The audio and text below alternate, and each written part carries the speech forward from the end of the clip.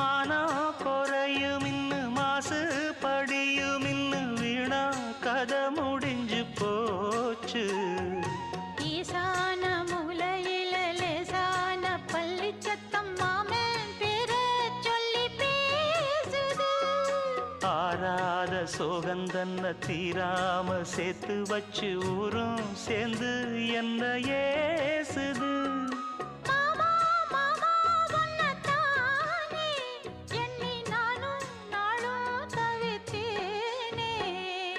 கூண்டுக்குள்ள என்ன வச்சு